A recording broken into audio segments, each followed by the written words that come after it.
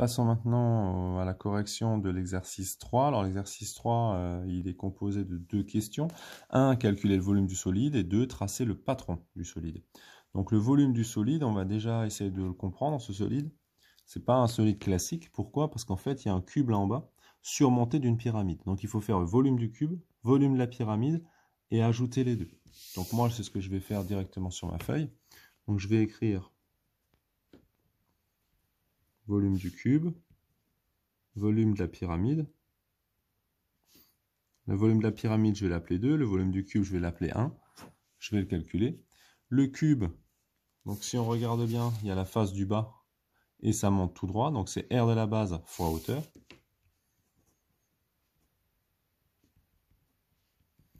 Le volume de la pyramide, ça monte en pointe. Donc on écrit R de la base fois hauteur divisé par 3. Une fois qu'on a fait ça, on va pouvoir essayer de réfléchir un petit peu. Vous allez voir que là, c'est quand même assez particulier. Parce qu'il y a la hauteur donc, qui fait 5 et tout. Donc on va voir qu'en fait, cette pyramide, ça va être un tiers de celle qui est là en bas. Du cube qui est là en bas. Donc première chose, R de la base. Donc on a 5 de côté. Donc 5 fois 5, ça c'est l'air de la base. Et la hauteur qui fait 5. Donc 5 fois 5, 25 fois 5, 125. On a 125 cm3. Pour la pyramide, on a R de la base, donc 5 fois 5 aussi. La hauteur, on vous dit qu'elle est de même hauteur, donc 5 aussi, et on divise par 3. Donc 5 fois 5 fois 5, donc 125, divisé par 3. Donc si vous avez ça, vous regardez. Hein. On voit que ça ne donne pas une valeur décimale sympathique. Donc c'est déjà pas une valeur décimale, puisque là, ça ne s'arrête pas. Donc qu'est-ce qu'on va faire? On va garder ici la valeur sous forme de fraction. Et donc pour avoir le volume d'ensemble,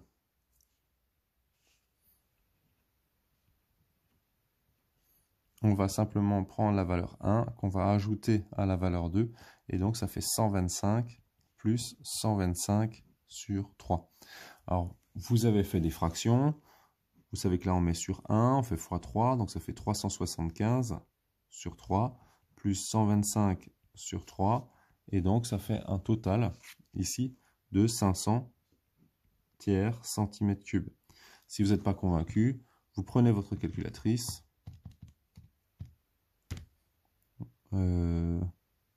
attention, voilà, vous avez votre valeur approchée, vous la mettez sous forme de fraction, et vous avez bien 500 tiers centimètres cubes.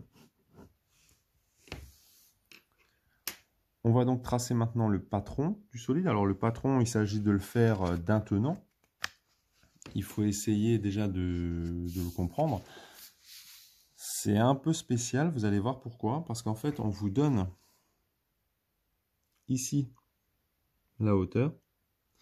Sauf que cette hauteur, c'est pas du tout la longueur ici du côté qui est là. Attention, c'est pas la longueur de la hauteur qui est là. Donc qu'est-ce qu'on va faire ici? On va essayer de comprendre un petit peu que la longueur qui est là, c'est la moitié du cube, donc c'est le 2,5. Et pour avoir ici cette hauteur-là qui vous intéresse pour pouvoir tracer, il faut déjà commencer par faire un théorème de Pythagore. Donc là, on a 5, on a 2,5 et on a la valeur qu'on cherche. Donc si on met des lettres, on a A, B, C. On va rédiger le triangle ABC et rectangle. On a, d'après le théorème de Pythagore,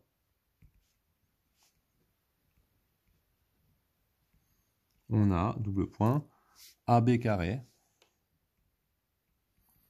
plus AC carré est égal à BC carré. Donc on a le 2,5 carré plus 5 au carré. Ça, c'est égal à la valeur de BC carré.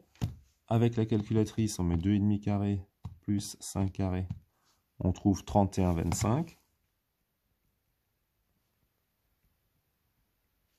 Donc ça, c'est la valeur de BC carré. Et donc maintenant, pour avoir la valeur de BC, on va simplement passer à la racine carrée de 31,25.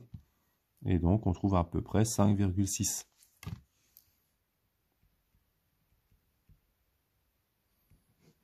Ça veut dire que vous, là, la hauteur, elle doit faire 5,6. Maintenant, on va pouvoir s'en servir. Donc, on prend sa feuille. On va commencer déjà par tracer tout ce qui est en bas pour le cube. Donc moi, je me mets bien au centre de la feuille pour être sûr d'avoir la place nécessaire.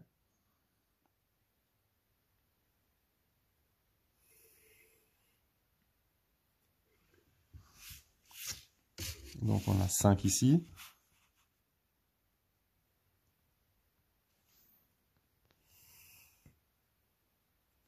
Cinq ici, 5 ici.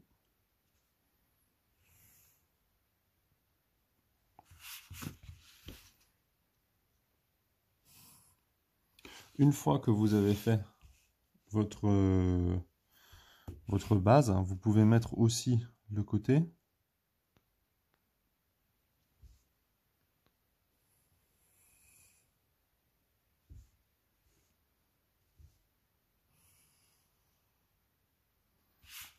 Alors moi je vais le mettre là en bas pour essayer de gagner de la place parce que c'est pas forcément évident de tout rentrer sur la feuille.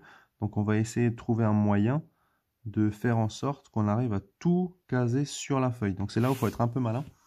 Il faut essayer de changer peut-être un petit peu sa vision naturelle du solide.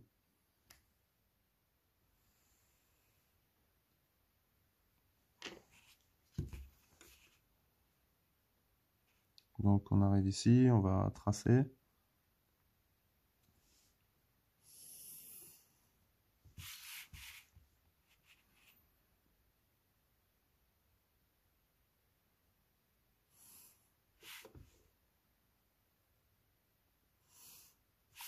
Donc si on observe bien là, pour l'instant, on a fait tout ce qui était en bas.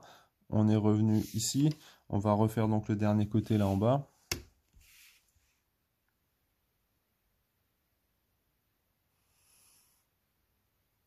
Donc premier côté, le deuxième, et enfin le troisième. Et c'est là où on va avoir du mal à tout placer là sur les côtés.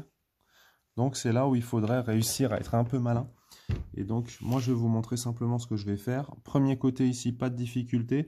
On a dit ici qu'il fallait chercher au milieu. Donc quand on regarde, on est à 2,5 au milieu. Et on a donc calculé la longueur qui est de 5,6. Donc pareil, hein, on va chercher ici avec un angle droit. Moi je me base là en bas. Et on va chercher 5,6.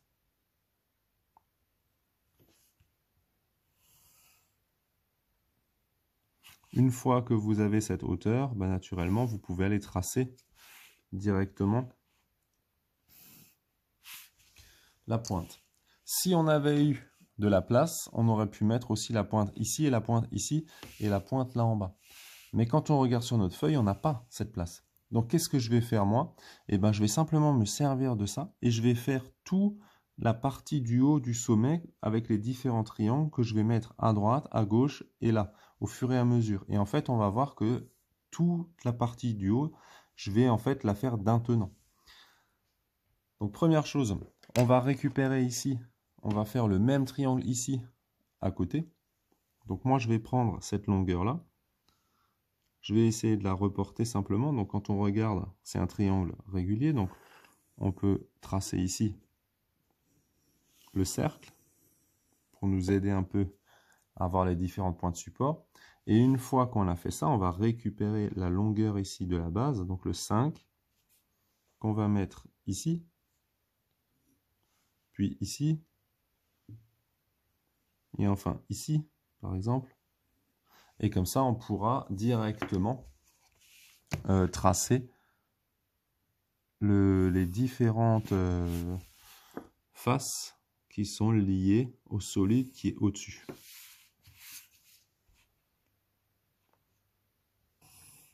Ça, j'utilise cette méthode, moi, parce que ma feuille, elle est trop petite. Hein. Sinon, j'aurais pu utiliser une version un peu plus classique.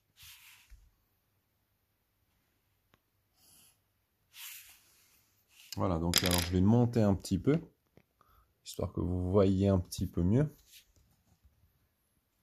Voilà. Ça dépasse encore un peu, il faut que je monte encore un peu.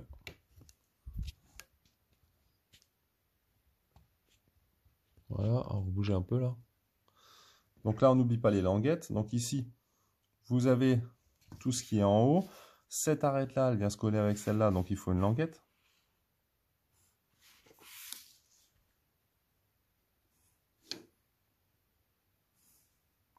Une fois que vous aurez plié, ce triangle-là vient se coller avec cette face-là. Pas de problème. Par contre, ce triangle-là vient se coller avec cette face-là. Donc ça veut dire que vous devez avoir une languette entre là et là. Donc moi, je la mets directement ici sur le triangle. Pareil ici, qui vient se coller ici.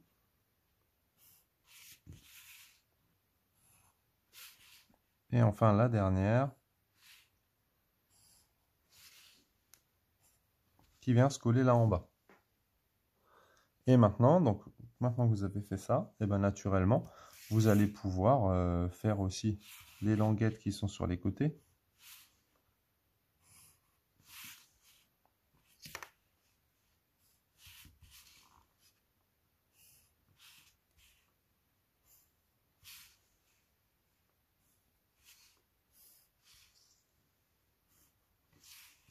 Et enfin la dernière.